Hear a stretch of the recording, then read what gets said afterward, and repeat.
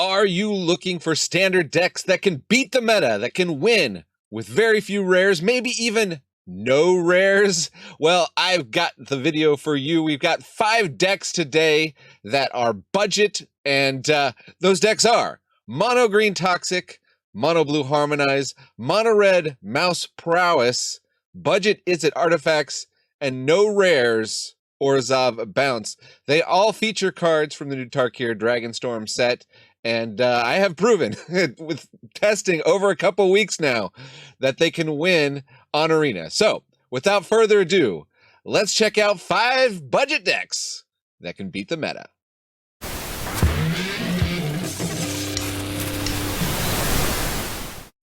Welcome to the Attic Mana Dad here. It's the channel where we explore what's fun in Magic, mostly on Arena. On Arena, what's fun for me is I have a free spells account where I don't put any money in, and I just try to see if I can build winning decks, including decks that use 10 rares or fewer. That's my sort of budget cutoff.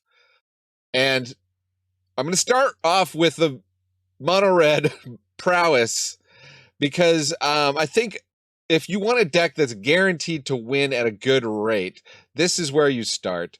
I think by now we know Cori-Steel Cutter is a busted card. If you have 4 of these, play 4 of these. But this is a great example of, let's say you've been playing Mono Red, you may have built up your Manifold Mice and your Emberheart Challengers. Maybe you don't have a full 4 of any of those. By the way, if you want to see the other decks, if you're not interested in this one, I'll put the links in the description so you can just jump to each one. There'll be links to the deck lists. And yeah, okay. Mono Red. I won't, this will be a shorter deck tech than the other ones because I don't think I need to belabor. We know that the mouse package is good. Heartfire Hero, Swift Spear, not a mouse, but Heartfire Hero, Swift Spear. For Prowess, I'm recommending Might of the Meek because it's an instant speed draw card for 1 red mana. So great if you got 3 mana, Cori-Steel, follow it up with a Might of the Meek on something, get your Prowess Monk, buff it up, you're attacking with it. It's pretty awesome. Felonious Rage does not draw us a card, but can make creatures if we're getting removed. So this deck, because of Cori-Steel Cutter, you don't have to worry as much about the all removal decks because even if you only draw a couple, burst lightnings or things, you can fire those up.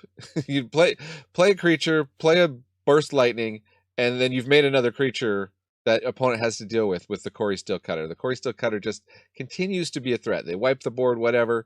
It's still a threat. So we've got all that. We've got Rockface Village to buff up the mice and also give them haste. And I guess the only other thing that maybe needs explanation is Cacophony Scamp, since we do have the pump spells like Felonious Rage and Monstrous Rage. I like Cacophony Scamp. It's better than Heartfire Hero. It's not a mouse, so it doesn't work nicely with Manifold Mouse. But because we're a Prowess deck, because we might save up for a big turn with hitting with the Monstrous Rage and everything else, throw those on the Scamp. Either they block it and you throw the damage, they block it, they remove it, and you throw the damage at their face, or you throw it at another blocker so you got a better attack next turn, or it gets through, you pump it up, and then you sacrifice it because it allows itself to sacrifice itself, and you throw it at their face. There's Callous Sellsword you can throw in here for the 1 mana red fling effect. There's also Slick Shot Show Off if you've got them. You could throw it in here. This is more of keeping it on the ground, going for Cori-Steel Cutter, kind of just lots of 1-drops because we want to, after we Cori-Steel, either we're doing it when we have 3 mana, so we can, the turn it comes down, we can make a monk and be attacking with it, or we play Cori-Steel on 2, and then the next turn we're doing a double spell. So we don't actually need that much mana. Okay, that's Mono Red. Now let's talk about Mono Green Toxic. Hey, it's me, Overlord of the Hauntwoods. Actually, haunting and overlording are just my hobbies. My day job is managing the YouTube algorithm. I try to make sure lots of negative, conspiracy-laden clickbait shows up in your feed. Nightmare fuel. Whatever you do, don't like, comment, or elder gods forbid, subscribe to a channel like this one, okay? We don't need your feed filled up with people who genuinely enjoy playing Magic like this so-called Manadad. He puts deck lists and other useful links in the description. He even shows real win rate stats at the end of the videos. Yikes. Clicking on positive, helpful videos takes away from the time I could be spending haunting woods or putting my friend Writhing Chrysalis into draft boosters. But you don't have to take it from me. 9 out of 10 players who want to unban grief agree. Now let's see. What is your racist uncle clicking on today? He has impeccable taste. Let me send some of those videos your way. So this is based on a mono green deck that's getting real popular right as I record this. Kind of just leveraging off the insanity that is Dragon Sniper. Just a 1/1 with a bunch of keywords: Vigilance, Reach, Death Touch. They're nice keywords. Essentially makes it a nice attacker because they don't want to block it, a nice blocker because they don't want to attack into it. And we can leverage that with a card that is back in standard once again, Finn the Fangbearer. 1/3 Death Touch. Whenever a creature you control with Death Touch deals combat damage to a player, that player gets 2 poison counters. With Finn, obviously Dragon Sniper has Death Touch, getting those 2 poison counters. But we can also do, because we have a 10 rare budget here, we can do a playset of Venerated Rot Priests. Our stuff, there's a lot of removal in standard. Pop Patch Recruit is nice. I have 2 of those in there. And then also for the rare budget, from Dragonstorm, we've got Surrak Elusive Hunter, which is kind of a similar effect to Pop Patch Recruit. If they target our stuff, we get to draw a card. So instead of getting +1/+1 counters, we'll just take the cards, which is nice. We've also got Warden of the Grove, a couple of these. This is also new in Tarkir Dragonstorm. It's a 2/2 for 3, but it's got that nice ability where you're putting a +1/+1 counter down every turn, and then when another non-token creature you control enters, it endures X, where X is the number of counters on this creature. So if opponent doesn't answer it right away, it just kind of gets out of hand. With all that, we got a ton of fight spells because we've got the Dragon Sniper, we've got some Venom Sac Legax, a Thornwield Archer, we got a lot of Death Touch stuff. Those work really nice with these bite spells. Infectious Bite is a bite spell, instant speed that's also going to give poison counters, which is great. Now, once we use the bites, once we have a board of creatures and we use the bite spells, if we have Venerated Rot Priest, as we're targeting our creatures with these bite spells, you know, the tandem takedowns, if you will, we're going to get poison counters on our opponent. So opponent could just get overwhelmed by a bunch of little creatures that grow really big with Warden of the Grove, or they could be getting overwhelmed by poison counters, or they're just getting outvalued because every time they try to remove or target our stuff, we're getting more value. We've also got Insidious Fungus to deal with all the artifacts and enchantments, the Cori-Steel Cutters, the Caretaker's Talents, those sort of things. So that is the deck. 18 forests, 2 demolition fields. Pretty standard, pretty low to the ground mana base. We're topping out the curve at 3. It kind of seems like it shouldn't work, but when I tested it out, it was winning. I guess the other thing we should note from Tarkir is we got a 1-of-fun of Herd Heirloom. So this is taps to add 1 mana of any color, spend only to cast a creature spell. So a little bit of ramp for us, not that we need it. But then until end of turn, target creature you control with power 4 or greater gains trample. And whenever this creature deals combat damage to a player, draw a card. Well, we can get something up to 4 or greater with Overprotect, or we can hope that Warden of the Grove and Hunter's Talent have built something up large enough so that, one of these little guys is now a big threat, and we can get that little extra bonus from Herd Heirloom. Only did a 1-of-fun of for it, but because we're trying to keep the rares 10 or fewer. Okay, so that is Mono Green Toxic. The next deck, let's do Mono Blue Harmonize. Okay, so Mono Blue Harmonize. I'm calling it Harmonize because we're using a couple cards that have the Harmonize mechanic from Tarkir here. We got Unending Whisper. We got so much card draw. Unending Whisper, Sleight of Hand, which is essentially card draw. We get to look at 2 cards and put 1 into our hand. We got Opt. All that stuff right at 1 mana. Of course, we're going to try to leverage prowess creatures like the Otter from Storm Chaser's talent. We can also get back these cards for 4 mana, buy them back if we had to. Winter Night Stories also harmonize, and you go, okay, well, it's harmonize for 6, harmonize for 5. How are we going to cast that? Well, we got some beefy boys. This is a tried and true budget strategy, and when I tested it out, it still works great in the current meta. And we just play a bunch of spells, play these creatures that get discounts for having a bunch of spells in our graveyard. We can run the This Town Ain't Big Enough Storm Chaser's Talent combo, so we can use that to bounce Storm Chaser's Talent and something of our opponents. Just get incredible tempo, also into the Flood Maw to bounce our opponent's stuff.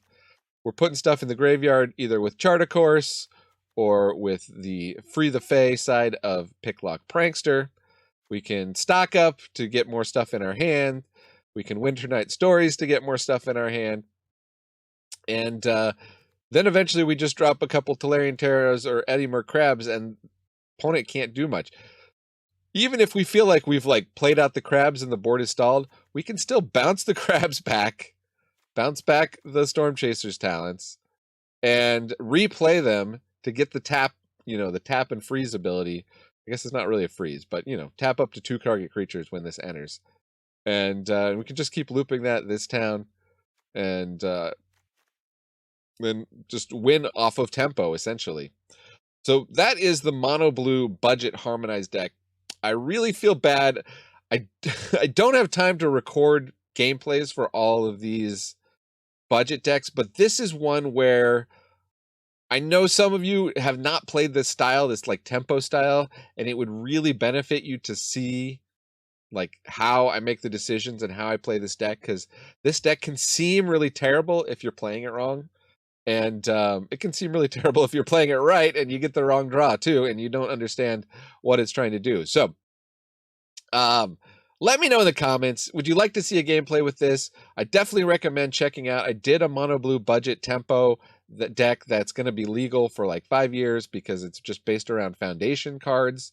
You can go look at that and get some idea of, how to play a mono blue budget tempo deck and the kinds of decisions that are made.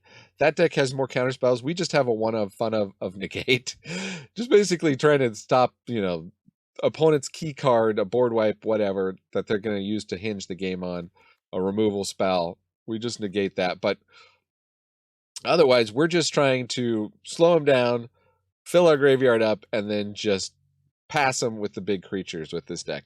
So hopefully that makes sense. Next one, let's look at the we're sick of mono color decks, right? Let's go look at a 2-color deck. It's time for budget Izzet Artifacts. Okay, well, this is what I'm calling budget Izzet Artifacts. This is the deck I've put the most work into. I was really close to recording a video for it.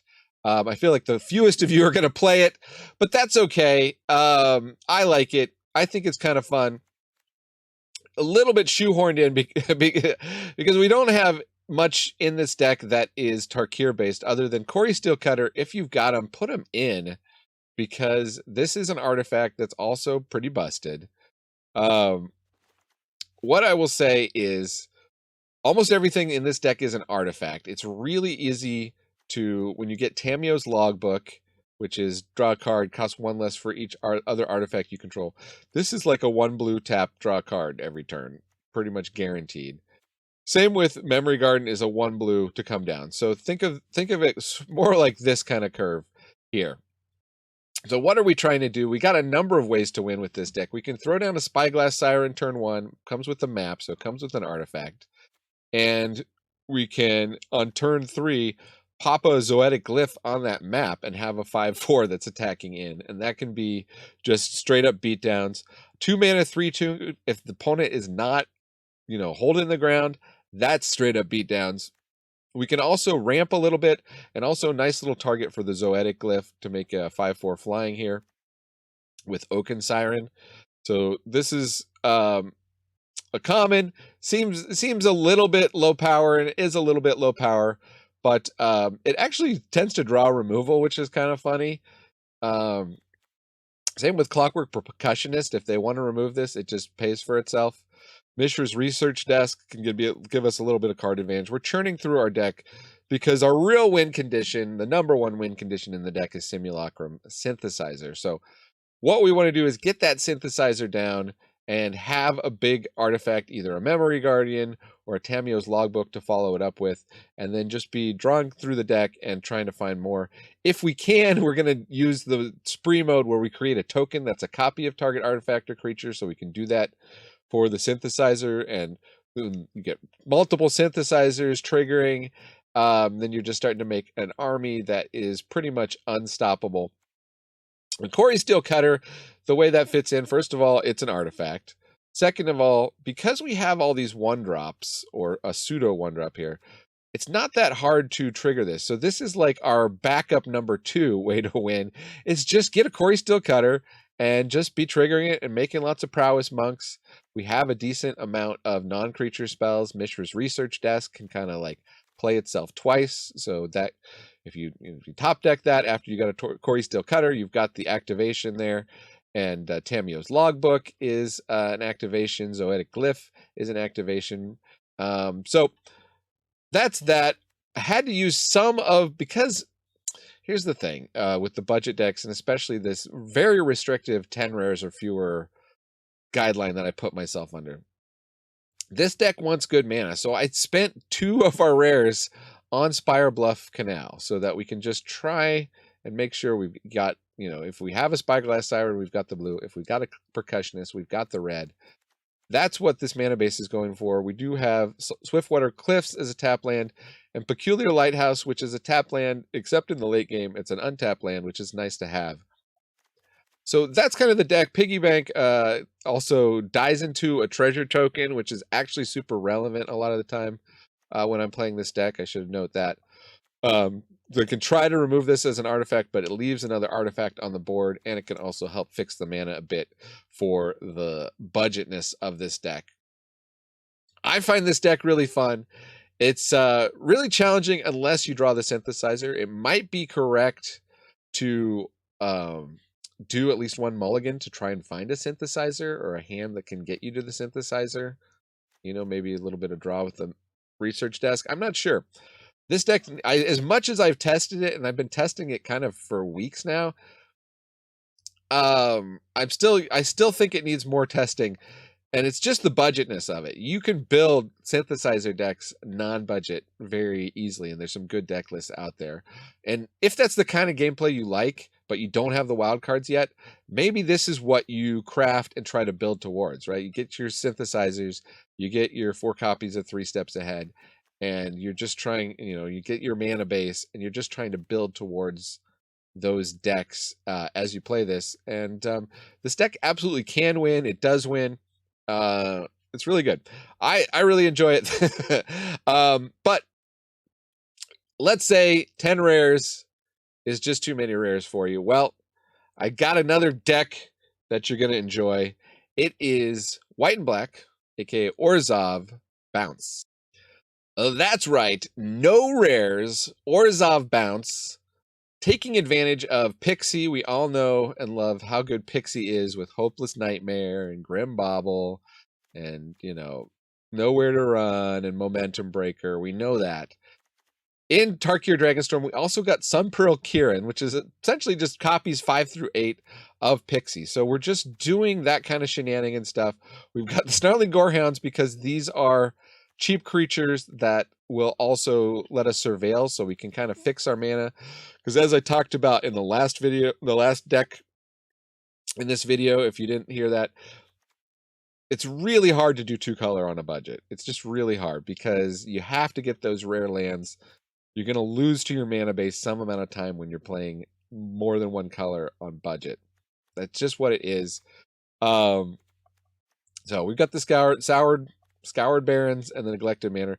Might be correct to play the crime lands, that deal damage lands, rather than the gain life lands. I'm not sure. This deck, when I was testing it, tended to be kind of aggro. We're super disruptive. We can attack hands. If we get, a Hopeless Nightmare turn 1, we can play that, and then we can just bounce it and replay it a couple times.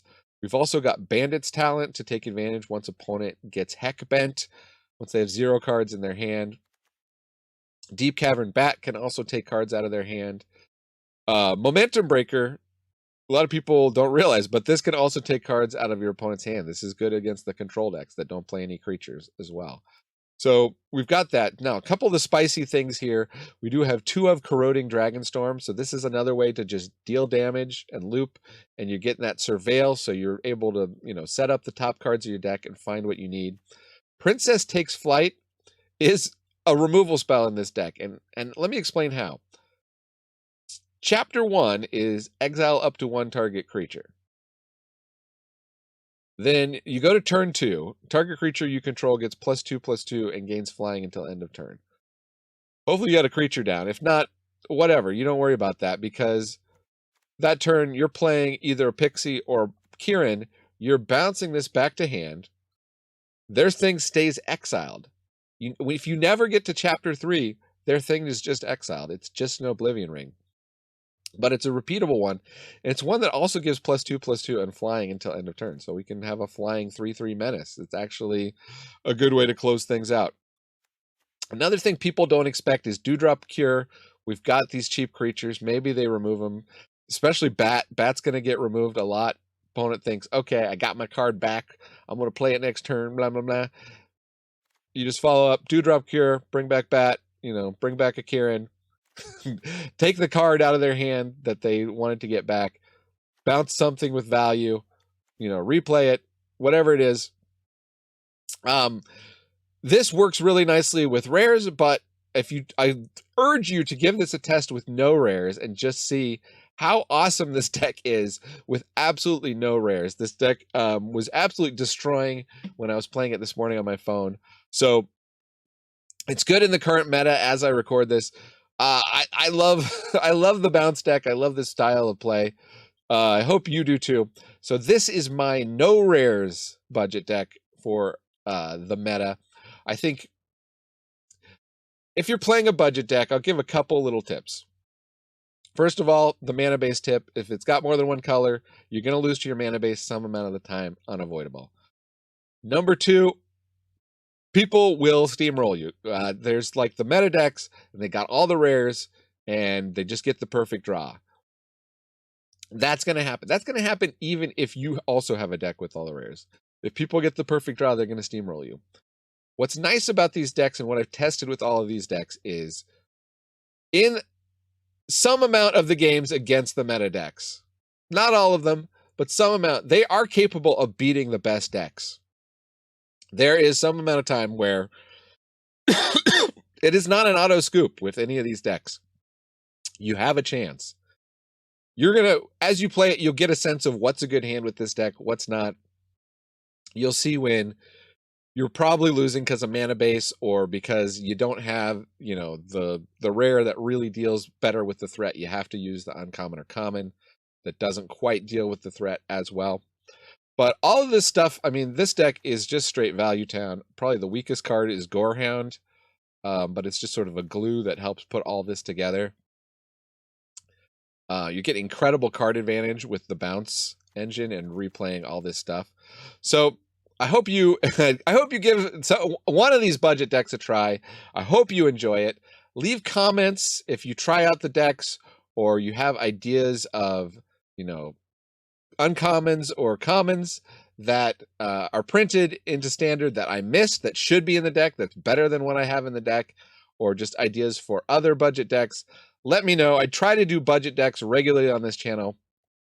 Didn't have time. I make more decks than I have time to record anyway, and I just thought, let's do an omnibus of budget decks. It's been a minute since I've done budget decks, so I hope this has given you some interesting ideas and things to play. I've been Mana Dad, losing my voice, reminding you Magic is a game so fun, even dads can enjoy it. Adios.